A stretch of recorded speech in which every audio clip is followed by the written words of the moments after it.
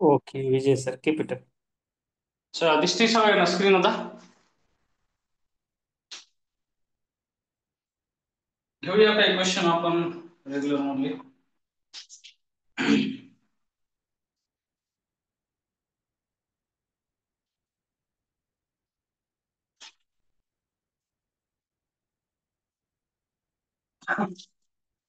एक क्वेश्चन घेऊया, परीक्षेला आलेला आहे. त्याच्या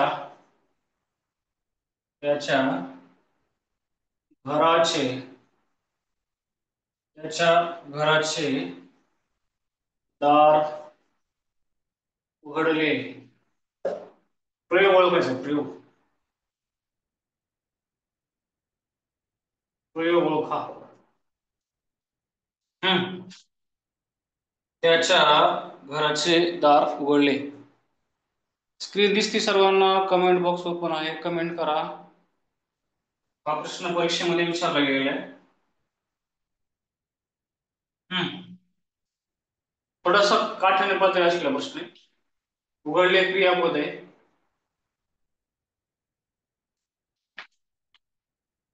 उघडणारे दार कर्ता आहे.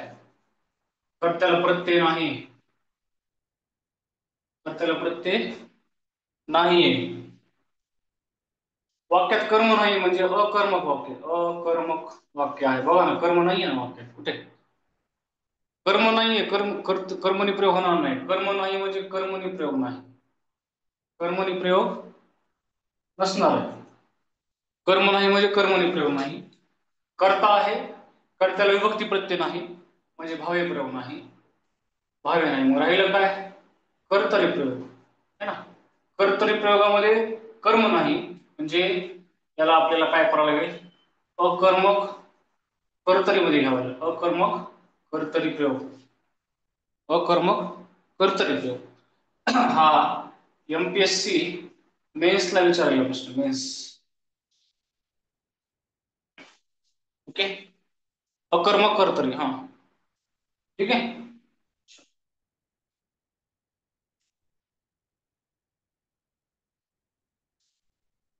आज जी मी प्रश्नपत्रिका घेणार होतो त्याच्यामधले काही क्वेश्चन घेऊया. हे 2019च्या प्रश्नपत्रिकेमध्ये आलेला प्रश्न आहे टीईटीला. के अत्रे यांचे टोपण नाव काय? के अत्रे यांचे टोपण नाव काय? केशवसुत. हा, तेजल मॅडम उत्तर टाकलं बा, कविता मॅडमने टाकलं केशव कुमार. केशव कुमार. हा प्रश्न टीईटी 2020 ला आलेला आहे. टीईटी 2020. टीईटी 2020 ला आलेला प्रश्न आहे.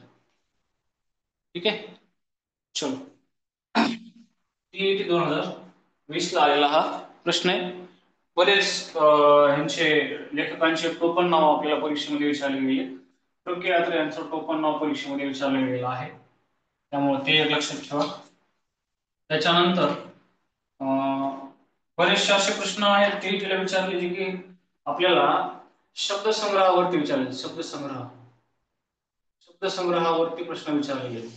ठीक आहे. शब्दसंग्रहामध्ये बऱ्याचदा समानार्थी शब्द, विरुद्धार्थी शब्द अशा प्रकारचे प्रश्न विचारलेले. नीर. नीर हा समानार्थी शब्द कोणत्या शब्दाचा आहे? नीर. नीर या शब्दाचा अर्थ काय? नीर. नीर म्हणजे काय? हा, व्हेरी गुड. पाणी, जल है ना. समानार्थी शब्द नीर हा विचारला गेला आहे 2020च्या टीईटीला. नीर म्हणजे पाणी, जल है ना. हा सुद्धा प्रश्न 2020च्या टीईटीच्या परीक्षेमध्ये प्रश्न आपल्याला विचारला गेलेला आहे. तर तो सुद्धा पाठ करून ठेवा. त्याच्यावर सुद्धा बरेचसे प्रश्न विचारलेले आहेत.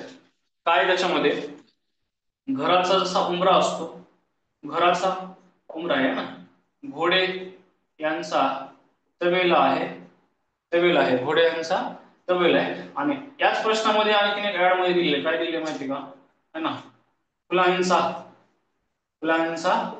ताटवा. आणि विचारले काय? की जे काही पर्याय दिले त्याच्यामध्ये विसंगत घटक कोणता आहे, तर इथं समुच्चय दर्शक शब्द दिलेला आहे. तर हा इथं वेगळा शब्द सांगितला गेलेला आहे आणि म्हणून याला उत्तरामध्ये दिलेलं आहे. 2020 ला हा प्रश्न आलेला आहे, विसंगत घटक कोणता, हा प्रश्न त्या ठिकाणी परीक्षेमध्ये विचारला गेलेला आहे. तो सुद्धा 2020च्या टीईटी मध्ये आलेला प्रश्न आपल्याला सांगता येईल, तो एक लक्षात ठेवा. 2020च्या टीईटी परीक्षेमध्ये आणखी प्रश्न आला होता असा, तिथं पर्याय 4 होते. शब्दालंकाराचा शब्दालंकाराचा शब्दालंकाराचा पुढीलपैकी प्रकार कोणता, कोणता प्रकार आहे शब्दालंकाराचा. त्याच्यामध्ये पहिला दिला होता श्लेष, नंबर 2 आहे उत्प्रेक्षा अलंकार, नंबर 3 आहे यमक आणि नंबर 4 आहे रूपक. कमेंट करा उत्तर काय आहे या प्रश्नाचं, उत्तर काय आहे या प्रश्नाचं, कमेंट करा.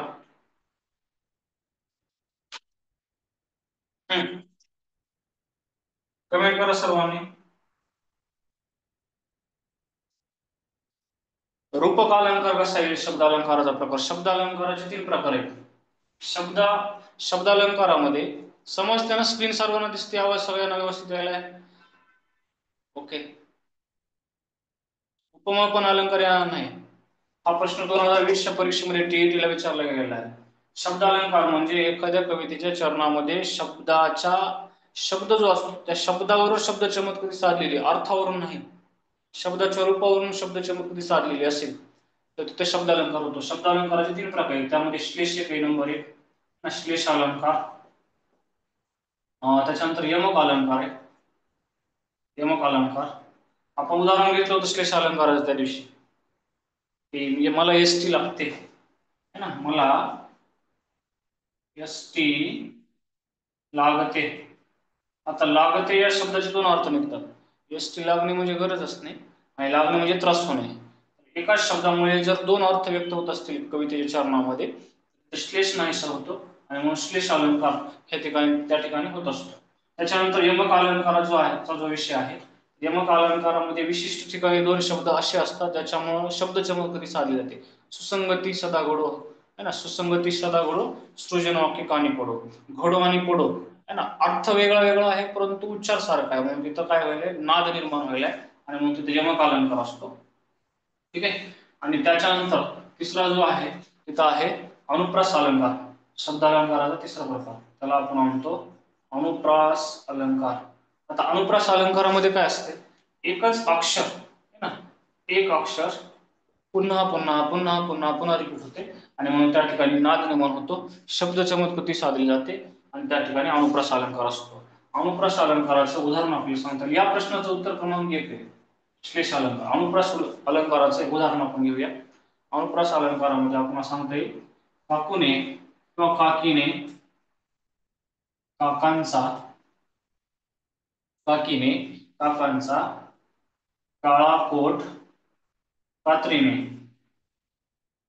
करा करा कापला. बघा, काकीने काकांचा काळा कोट कात्रीने करा करा कापला, क क क क प्रत्येक वेळेस कची पुनरावृत्ती आहे. काकाने कागद करा करा कापले, चालते की. एकाच अक्षराची पुनरावृत्ती जर झाली तर तिथं कोणता अलंकार असतो, अनुप्रास अलंकार असतो. अनुप्रास अलंकार असतो. ठीक आहे. थोडासा प्रत्येक प्रश्नावरचा जो कसा प्रश्न विचारलाय, 2020 ची प्रश्नपत्रिका आपल्याला सोडून घ्यायची होती, पण काही टेक्निकल अडचणीमुळे आपण आता परत थोडस पारंपरिक पद्धतीने लेक्चर घेऊ. काही अडचण नाही, परंतु मी तेच प्रश्न घेणार आहे, काहीच काळजी करू नका. बघा, एक प्रश्न असा आला होता, समजा मन आहे, उडत्याचा पाय पोलाद, ही म्हण आहे आणि या म्हणीचा जो काही योग्य अर्थ आहे तो योग्य अर्थ 4 पर्यायामध्ये दिलेला असतो आपल्याला. तर बुडत्याचा पाय पोलाद या म्हणीचा योग्य अर्थ काय असणार आहे, तो पर्याय सांगतो. खोल पाण्यात बुडणे, अधोगतीस लागून जास्तच खाली जाणे, अधोगती अजून खाली जाणे, अधोगतीवर अधोगती, अधोगतीवर अधोगती. तिसरा आहे जीव वाचविता न येणे. आणि चौथा आहे खोल खड्ड्यात जाणे. आता पर्याय क्रमांक 1, पर्याय क्रमांक 3 आणि पर्याय क्रमांक 4 याचा आणि या म्हणीचा काही संबंध नाही. खोल पाण्यात बुडणे म्हणजे बुडत्याचा पाय खोलात असं स्पष्टीकरण आपल्याला सांगता येणार नाही. आपल्याला घ्यावं लागेल अधोगतीस अधोगतीस अधोगतीस लागून अधोगतीस लागून जास्तच अधोगतीस लागून जास्तच खाली जाणे अशा प्रकारचा म्हणींचा क्रायटेरिया असतो परीक्षेमध्ये. अशा प्रकारचा एक क्रायटेरिया असतो. एक म्हण दिलेली असते, या म्हणीचा समान अर्थाची म्हण उद्या दिलेली असते. समान अर्थाची म्हण म्हणल्यावर एकच अर्थाच्या दोन म्हणी असतात, त्या आपल्याला जुळवायच्या. हा एक क्रायटेरिया असतो टीईटी ला. अशा प्रकारचा प्रश्न परीक्षेमध्ये विचारला जातो. ठीक आहे, पुढे जाऊया.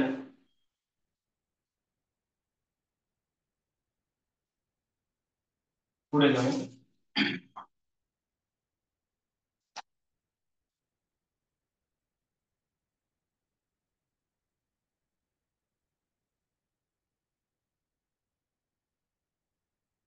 डोळे हे, हा प्रश्न आलेला आहे टीईटी ला. डोळे हे जुलमी गडे, डोळे हे जुलमी गडे रोखोनी मज पाहू नको. बघा, आपल्याला विचारलं ह्याच्यामध्ये की सदरील दिलेल्या ज्या वाक्यामध्ये अर्थ आहे त्याच्यावरून याच्यात कोणता रस आहे, रस रस कोणता आहे. एकूण 9 रस आहेत. रस एकूण 9 आहेत. आणि या 9 रसामध्ये शृंगार रस आहे, वीर रस आहे, करुण रस आहे, हास्य रस आहे, रौद्र रस आहे, भयानक रस आहे, बिभत्स रस आहे, अद्भुत रस आहे, शांत रस आहे. आत्ताच्या या रचनेमध्ये स्त्री आणि पुरुष यांच्या एकमेकांच्या आकर्षणातून हा जो काही रस निर्माण झालेला आहे त्याला म्हणलं जाते शृंगार रस. त्याला म्हणायचं शृंगार रस. दिलेल्या वाक्यामध्ये कोणता रस आहे, शृंगार रस आहे, शृंगार रस. कधी कधी काय होते, आणि रसवर प्रश्न असतो टीईटीला बरेचदा विचारलेले आहे, बहुतांश वेळेस विचारले, बरोबर बऱ्याच जणांचे कमेंट दिले. वीर रस असतो, कधी कधी शौर्य, धारोदत्त, पराक्रम है ना, कामगिरी अशा प्रकारची रचना जर दिलेली असेल तर वीर रस असतो. फॉर एक्झाम्पल आपण जर म्हणलो जय जय जय महाराष्ट्र माझा, गर्जा महाराष्ट्र माझा, याच्यातून पराक्रमाची ज्याला म्हणतो आपण की रचना त्या ठिकाणी व्यक्त होते, त्या ठिकाणी वीर रस असतो. कधी कधी शोक असते, दुःख असते, वियोग असते. तर 2020च्या परीक्षेमध्ये करुण रस वरती प्रश्न आला होता. 2020च्या टीईटी मध्ये करुण रस आला होता. आणि करुण रस काय असतो, तर त्याच्यामध्ये शोक आणि दुःख आहे ना, यातना आहे ना, त्रास, संकट, हृदयद्रावक घटना अशा प्रकारच्या गोष्टीतून जो तयार झालेला रस असतो त्याला आपण करुण रस म्हणतो. आणि म्हणून करुण रसावरती प्रश्न जर आला तर तो सुद्धा सोडवता आला पाहिजे है ना. आई म्हणून कोणी ऐसा हाक मारी, त्या ठिकाणी करुण रस तयार होतो. कधी कधी विडंबन, चेष्टा किंवा विसंगती अशा प्रकारची अद्भुत अशा प्रकारचं, म्हणजे अद्भुत म्हणण्यापेक्षा असंबंध स्वरूपाचं जर वर्णन आलं असेल तर त्या ठिकाणी हास्यरस होतो है ना. परीक्षेच्या वेळी बाप मोडका असू शकतो, घरच्या खुर्चीचा पाय थोडा कापून अशा डगडग त्या खुर्चीवर तिला बसून आम्ही आठवड्याभर पेपर सोडवायला लावला. म्हणजे कधी कधी विडंबन असते, चेष्टा असते, मस्करी असते, तर हास्यरस असतो. अतिशय क्रोध आलाय, चिड आहे ना, डोळे लाल झालेत एखाद्याकडं पाहून आपले, त्यावेळेस रौद्र रस असतो, रौद्र रस. कधी कधी भयानक रस असतो, भीती भावना है ना, भीती भावनेतून तयार झालेला रस असतो. युद्ध, अपघात, ऍक्सिडेंट, मृत्यू, त्या ठिकाणी भयानक रस असतो. कधी कधी किळस आलाय, वीट आलाय एखाद्या व्यक्तीचा, ठीक आहे ना, पाहू वाटत नाही एखाद्या घटकाकडे, त्यावेळेस जो रस असतो तिथं बिभत्स रस असतो, बिभत्स रस असतो. आणि अशा वेळेस आपल्याला माहिती नाही, एखाद्याचा चेहरा किंवा एखादा घटक पाहिल्याच्या नंतर आपल्याला किळस जर आली तर त्या ठिकाणी बिभत्स रस असतो. त्याच्यानंतर अद्भुत रस आहे.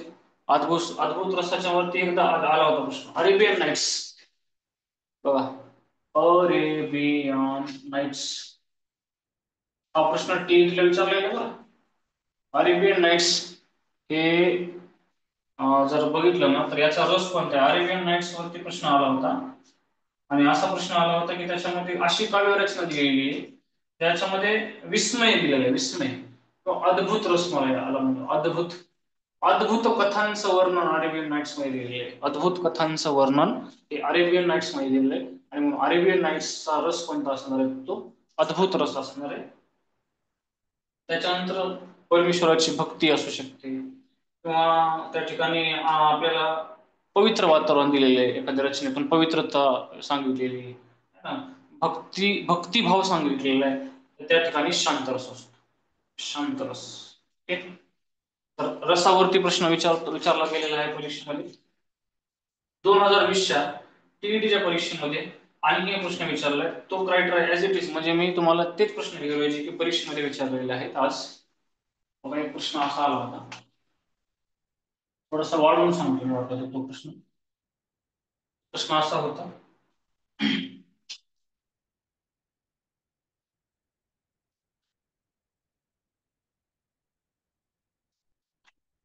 तो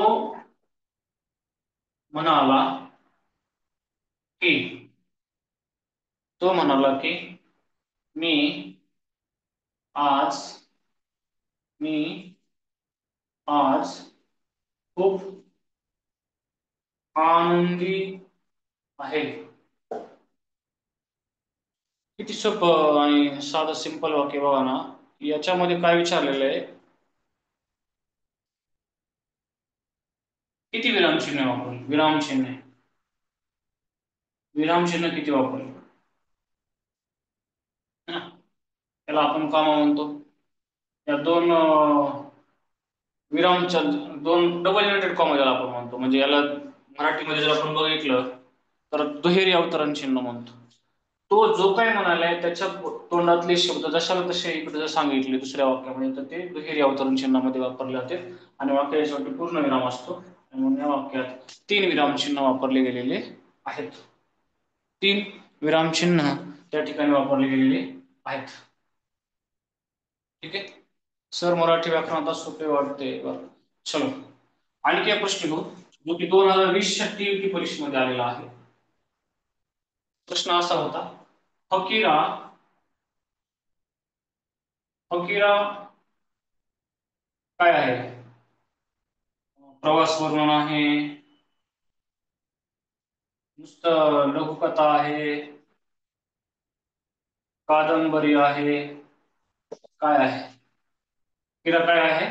कादंबरी. हा प्रश्न 2020च्या टीईटी मध्ये आलेला आहे. तो सुद्धा आज आपल्याला घ्यायचा होता. होता. ठीक आहे.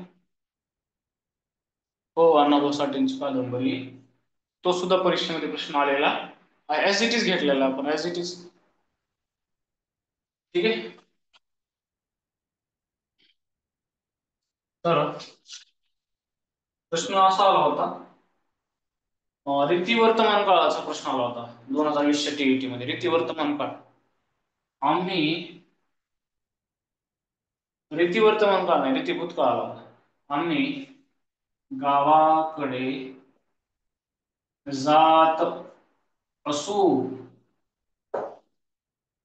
बघा, हा प्रश्न कोणत्या काळाचा आहे असा प्रश्न विचारला. 2020च्या टीईटी मध्ये अशा प्रकारचा प्रश्न आलेला आहे. कोणता काळ आहे याचा?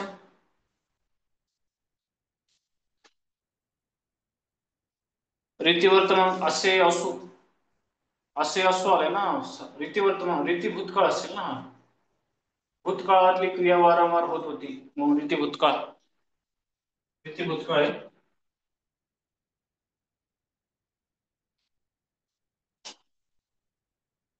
2020च्या टीईटी मध्ये सेम, मी सगळे प्रश्न 20 घेईल 2020च्या टीईटी.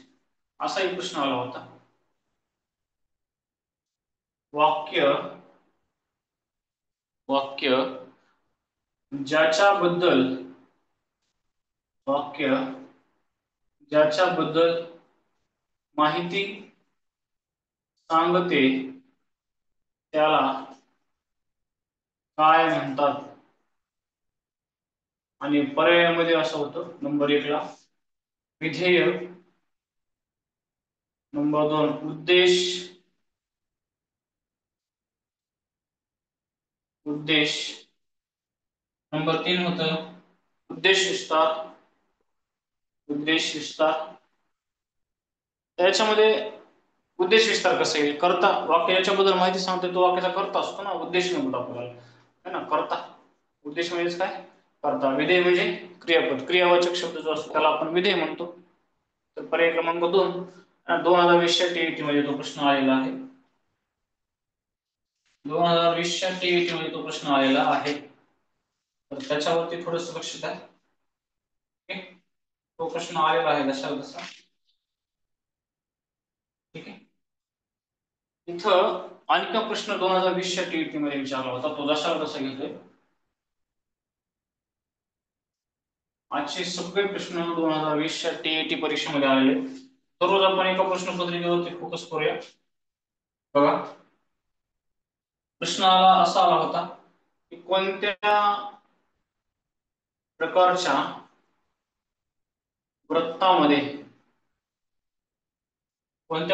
वृत्तामध्ये 12 अक्षरे आणि गण जे असतात ते य य य य य य य य है ना, अशा प्रकारचे रचना कोणत्या वृत्तामध्ये असते. अशा प्रकारची रचना 12 अक्षरे, गणामध्ये प्रत्येक वेळेस य य य येणार आहे. अशा वेळेस जे वृत्त असते ते भुजंग प्रयात वृत्त, भुजंग प्रयात वृत्त असते. हा प्रश्न आपण अगदी डिटेल मध्ये घेऊया वाटलं तर. एक आपण काय करूया, पण त्या ठिकाणी जर आपण बघितलं तर उदाहरण समजून घेण्यासाठी एक उदाहरण घेऊया है ना. एक ओळी घेऊया आणि त्या ओळीमध्ये जर आपण बघितलं तर ऱ्हस्व दीर्घ कसे दिलेले आहेत है ना, लघुक्रम कसा दिलेला आहे, लघुक्रम कसा दिलेला आहे ते बघूया. बघा, भुजंग प्रयातचं उदाहरण घेऊया आपण. सदा सदा सर्वदा, सदा सर्वदा योग. आता इथं जर आपण बघितलं तर सदा 3 शेवट पाडायचा आपल्याला. सदा सर्वदा योग तुझा घडावा. लघु गुरु गुरु. त्याच्यानंतर जर आपण बघितलं लघु गुरु गुरु, लघु गुरु गुरु, लघु गुरु. म्हणजे इथं य य य य अशा प्रकारची त्या ठिकाणी रचना येईल है ना. येथे 6व्या अक्षरावर असते, त्याला आपण भुजंग प्रयात वृत्त म्हणतो. हे उदाहरण अशा प्रकारचं उदाहरण जे की भुजंग प्रयात वृत्तावर आलेलं आहे. 2020च्या परीक्षेमध्ये भुजंग प्रयात वृत्त विचारलं गेलेलं आहे. जर आपण बघितलं तर आपल्याला सांगता येईल की वसंत तालिका नावाचं जे वृत्त आहे त्याच्यामध्ये 14 अक्षर असतात. बघा ना, 1 2 3 4 5 6 7 8 9 10 11 12. भुजंग प्रयात मध्ये 12 अक्षर असतात. वसंत तालिकेमध्ये 14 अक्षरे असतात. मालिनी वृत्त जे असते, मालिनी वृत्त, या मालिनी वृत्तामध्ये जर आपण बघितलं तर 15 अक्षरे असतात, 15 अक्षरे असतात. मंदाक्रांता वृत्त जर आपण बघितलं, मंदाक्रांतामध्ये साधारणतः 17 अक्षरे असतात है की नाही. लक्षात ठेवा, परत एकदा सांगतो, भुजंग प्रयात मध्ये 12 अक्षरे असतात, वसंत तालिकेमध्ये 14 अक्षरे असतात, मालिनीमध्ये 15 अक्षरे असतात, मंदाक्रांतामध्ये 17 अक्षरे असतात. त्याच्यावरून आपल्याला त्या ठिकाणी इझिली कोणतं वृत्त विचारलेले आणि कोणत्या वृत्ताची रचना दिलेली हे आपल्याला उत्तरामध्ये काढता येऊ शकते. आणि 2020च्या परीक्षेमध्ये भुजंग प्रयात वृत्त विचारलं गेलं होतं. ते एक लक्षात ठेवा. बऱ्याचदा परीक्षेमध्ये ते सुद्धा प्रश्न विचारला गेलेला आपल्याला पाहायला मिळतो. ठीक आहे. त्याच्यानंतर 2020च्या परीक्षेमध्ये पुढचा एक प्रश्न आला होता. 4 शब्द दिले होते. 4 शब्द दिले होते त्या ठिकाणी आणि 4 शब्दापैकी जर आपण बघितलं तर आपल्याला परीक्षेमध्ये प्रश्न असा आला होता, गैर गैर हा उपसर्ग लावला होता. गैरहजर हजर नसलेला किंवा हजेरीशिवाय. तर हा सामासिक शब्द कोणत्या समासाचं उदाहरण आहे? मूळ शब्द आहे हजर, त्याला उपसर्ग लागलाय गैर, आणि गैर हा जो उपसर्ग आहे, हा गैर हा उपसर्ग जो आहे तो आपल्याला फारशी उपसर्ग सांगता येईल. आणि एखाद्या मूळ शब्दाला जर फारशी उपसर्ग लागला तर तो अव्ययी भाव समास, अव्ययी भाव समासाचे उदाहरण आपल्याला सांगता येईल. अव्ययी भाव समासाचं हे गैरहजर अशा प्रकारचा म्हणजे गैर उपसर्ग लागलेला आहे अशा प्रकारचं उदाहरण परीक्षेमध्ये विचारलं गेलं होतं.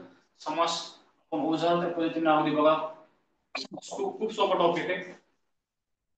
2 पद असतात समासामध्ये. संधीमध्ये 2 शब्द एकमेकांमध्ये मिसळले होते, पण समासामध्ये 2 शब्द एकमेकांच्या शेजारी शेजारी, समासामध्ये 2 शब्द एकमेकांच्या शेजारी शेजारी लिहिले जातात है ना. जर दोन्ही पद जर असतील आणि त्यापैकी पहिलं पद प्रमुख असेल, पहिले पद प्रधान असेल, तर त्यावेळेस अव्ययी भाव समास असतो. अव्ययी भाव समास. दुसरे पद प्रधान असेल, दुसरे पद प्रधान असेल तर त्या ठिकाणी तत्पुरुष समास असतो. तत्पुरुष समास असतो. तिसरे सॉरी दोन्ही पद प्रधान आहेत, 2 पदे प्रधान, त्यावेळेस द्वंद्व समास असतो. आणि दोन्ही पद प्रधान नाहीत, दोन्ही पदे प्रधान नाहीत अशा कंडिशनमध्ये बहुव्रीही समास असतो. बहुव्रीही समास, बहुव्रीही समास. या 2-3 गोष्टी म्हणून लक्षात ठेवा. आपल्याला बऱ्याचदा परीक्षेमध्ये समासावरती प्रश्न विचारले गेलेले आहेत. त्याच्यामध्ये कर्मधारय समास असतील, बहुव्रीही समास असतील, दोन्ही पद महत्वाचे आहेत. तिसऱ्याच पदाचा बोध होतो आणि लक्ष्मीकांत ज्याला आपण म्हणतो, लक्ष्मी आहे कांता ज्याची असा तो है ना विष्णू. म्हणजे बहुव्रीही समासामध्ये जर आपण बघितलं तर आपल्याला त्या ठिकाणी सांगता येईल वक्रतुंड, वक्र आहे तुंड ज्याचे असा तो गणपती. म्हणजे वक्र आणि तुंड दोन्ही पद महत्वाचे नाहीत, तिसऱ्याच पदाचं ते महत्व सांगते, म्हणजे तिसऱ्याच पदाचा बोध करून देते. त्यावेळेस बहुव्रीही समास असतो. आई वडील, आई जेवढी महत्वाची तेवढे वडील महत्वाचे, दोन्ही पद प्रधान आहेत. आई महत्वाची, वडील महत्वाचे, त्या ठिकाणी द्वंद्व समास असतो. तत्पुरुष समासामध्ये दुसरे पद प्रधान असते. तत्पुरुष समासामध्ये दुसरं पद त्या ठिकाणी प्रधान असतंय. तत्पुरुष समासाचं जर आपण उदाहरण घेतलं तर आपल्याला सांगता येईल, ठीक नाही. तत्पुरुष समासाचं जर आपण उदाहरण घेतलं तर आपल्याला सांगता येईल वनभोजन, वनभोजन है ना, वनातील भोजन, भोजन महत्वाचं आणि हे नाम आहे ना, भोजन है ना. तत्पुरुष समासातील पहिलं पद शक्यतो नाम किंवा विशेषण असते है ना. वनभोजन दुसरं पद प्रधान असते तेव्हा तत्पुरुष समास होतो. पहिले पद प्रधान असेल तर अव्ययभाव समास होतो, ठीक नाही. अव्ययभाव समासामध्ये शक्यतो मूळ शब्दाला उपसर्ग लागलेला असतो. गैर हा उपसर्ग आहे, बिन हा उपसर्ग आहे ना, हर उपसर्ग आहे. दुरुक्ती झालेली वारंवार, दररोज, रातोरात, क्षणोक्षणी, जागोजागी अशा प्रकारचे शब्द आले, दुरुक्ती झालेले शब्द आले किंवा उपसर्ग लागलेले शब्द आले समासामध्ये, तर त्या ठिकाणी अव्ययभाव समास होतो. अव्ययभाव समास ओळखायला फार सोपा आहे, खूप सोपा आहे. अव्ययभाव समासामध्ये उपसर्ग लागलेला असतो किंवा दुरुक्ती झालेली असते. तत्पुरुष समासामध्ये विभक्ती प्रत्ययाचा लोप असतो कधी कधी. आता कर्मधारय समास कसा ओळखायचा अशी कमेंट केली. कर्मधारय समासामध्ये काय असतंय कोण सांगते? कर्मधारय समासामधलं पहिलं पद विशेषण असते, दुसरं नाव असते. कर्मधारय समासामध्ये पहिलं पद हे विशेषण असते, दुसरं नाव असते. ज्यावेळेस आपण विग्रह करतो ना त्यावेळेस असे, असा, सारखा, ह्याची अशा प्रकारचे शब्द त्या ठिकाणी येतात. उदाहरणार्थ आपण जर बघितलं महाराष्ट्र, महान असे राष्ट्र, कर्मधारय समास. कर्मधारय समास हा जो काही समासाचा प्रकार आहे तो कोणत्या समासाचा उपप्रकार आहे? कर्मधारय समास हा तत्पुरुष समासाचा उपप्रकार आहे ना. पहिलं पद त्या ठिकाणी नाम असतं, पहिलं पद जे असतंय ते त्या ठिकाणी विशेषण असतंय आणि दुसरं पद हे नाम असते, तेव्हा कर्मधारय समास होतो. कर्मधारय समासामध्ये नेहमी परीक्षेमध्ये प्रश्न विचारतात महादेव, महान असा देव, रक्तचंदन, रक्तासारखे चंदन असा विग्रह होतो. नाही, त्याच्यानंतर त्या ठिकाणी आपल्याला विचारलेलं कमल नेत्र, कमळासारखे नेत्र, हा सुद्धा प्रश्न विचारला गेलेला आहे. महामानव, महान असा मानव, दिव्य दृष्टी, दिव्य अशी दृष्टी. तर हे सगळे प्रश्न जे आहेत, सगळे उदाहरण आता सांगितलेले मी कर्मधारय समासाचे. कर्मधारय समास है ना, कर्मधारय समास हा तत्पुरुष समासाचा प्रकार त्या ठिकाणी आपल्याला सांगता येईल. द्वंद्व समास जो आहे, द्वंद्व समासाचे 3 प्रकार पडते. त्याच्यामध्ये इतरित द्वंद्व समास है ना, दोन्ही शब्दांचा विग्रह करताना आणि व यांचा वापर केला होतो. इतरित द्वंद्व समास, आई वडील, आई आणि वडील. वैकल्पिक द्वंद्व समासामध्ये विग्रह करताना अथवा वा किंवा चहा कॉफी, चहा किंवा कॉफी असा विग्रह होतो, किंवा पाप पुण्य, पाप किंवा पुण्य असा विग्रह होतो, बरे वाईट, बरे किंवा वाईट असा विग्रह होतो. तिसऱ्या प्रकारे समाहार द्वंद्व समास, द्वंद्व समासाचा समाहार द्वंद्व समासामध्ये चहा पाणी, त्याचबरोबर चहा पाण्याशी रिलेटेड खाण्याचे पदार्थ, नाश्त्याचे पदार्थ यांचा सुद्धा म्हणजे विग्रह करताना इतर घटक घ्यावे लागतात. कुठं? समाहार द्वंद्व समासामध्ये. बहुब्री समास तिसऱ्या पदाचा बोध करून देतो. तर बहुब्री समासामध्ये दोन्ही पद महत्वाचे नसतील, तिसऱ्याच पदाचा बोध त्या ठिकाणी होत असतो. ठीक आहे, वाटतंय टाइम झालेला आहे. मॅथचं लेक्चर आज बराच वेळ जास्त चाललं, त्याच्यानंतर थोडा टेक्निकल प्रॉब्लेम. उद्याच्या सेशन मध्ये मात्र आपण शक्यतो question set, previous question set खूप फास्ट होते. आणि मी तुम्हाला प्रश्नपत्रिका सोडून गेले, मी सिलेबस आज शिकवला नाही, आज सगळे परीक्षेला आलेले प्रश्न घेतलेले. आज थोडीशी गडबड झाली. उद्याचं लेक्चर जे असेल तर टाइम टू टाइम होईल आणि शिस्तबद्ध नियमबद्ध होईल, त्यात काहीच डाऊट घेऊ नका. आजचे प्रश्न जे काय होते ते 2020च्या टीईटीच्या बेसवर आलेले प्रश्न होते. ठीक आहे, मी 2020चा क्वेश्चन सेट जो आहे किंवा ते जे प्रश्न आहेत ते ग्रुपवर टाकून देतो, त्याचे उत्तर तुम्ही शोधा. आणि जर त्याच्यामध्ये काही अडचण आली तर कमेंट करा, मी तुम्हाला प्रश्न म्हणजे मी तुम्हाला त्याच्यावर एक्सप्लेनेशन देऊन टाकतो. ठीक आहे, 2020चा क्वेश्चन सेट मध्ये आलेले 30 प्रश्न टीईटीचे आज आपले सगळ्यांचे सोडून झाले पाहिजेत. माझं लेक्चर सेशन झाल्याबरोबर तुम्हाला ती पीडीएफ ग्रुपवर मिळेल किंवा तुम्हाला त्या ठिकाणी उपलब्ध होईल. ठीक आहे, थांबायचं का? थांबायचं का? सर 1 2 सेशन भूगोल घ्या. हा, भूगोलचं घेऊ ना, आता मराठी संपत आले, मराठीचे काही क्वेश्चन घेऊया, त्याच्यानंतर मग भूगोलचं घेऊ, भूगोल आणि इतिहास काही घेऊया. ठीक आहे, ओके, चला एंड करतो. Thank you, good night.